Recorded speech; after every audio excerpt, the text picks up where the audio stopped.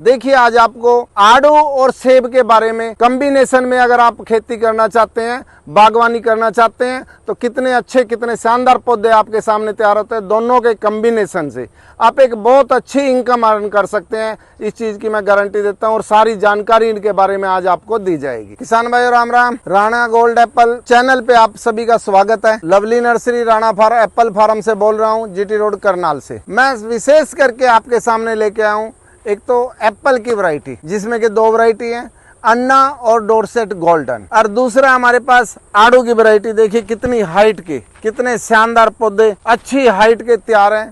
कोई भी अगर किसान लगाना चाहता है तो लगाने का बहुत अच्छा समय। बेहतरीन क्वालिटी साने पंजाब आड़ू की, जो कि फल भी पहले आपको दिखाया था, क्या शानदार फल आता है इस वैरायटी पे और कितना ज्यादा आता है।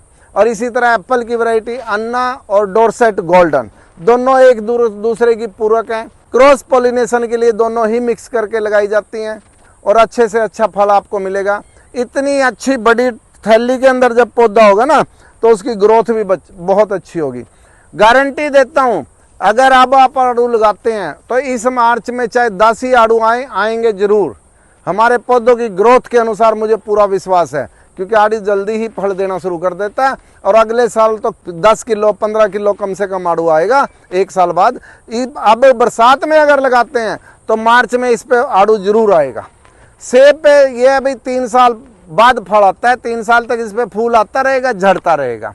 तो आप सेब भी लगा सकते हैं, आड़ू भी लगा सकते हैं। अगर लगाने के इच्छुक हैं तो इस समय बहुत अच्छा 15 अक्टूबर तक बहुत अच्छा समय चल रहा है। और दूसरा फिर समय इसके लगाने का दोनों का ही आएगा 20 दिसंबर से 20 जनवरी के बीच में। उस टाइम आप बिना मिट्टी के ले जाके लगा सकते हैं। अगर लगाने की हम बात करें तो सेब भी आड़ू भी दोनों के दोनों लाइन से लाइन 20 फुट का दूरी रखें और पेड़ से पेड़ 10-10 फुट पे आप लगा सकते हैं और बहुत अच्छी इनकम पा सकते हैं। अच्छा बाग तैयार कर सकते हैं। दोनों में सेम डिस्टेंस रखा जा सकता है।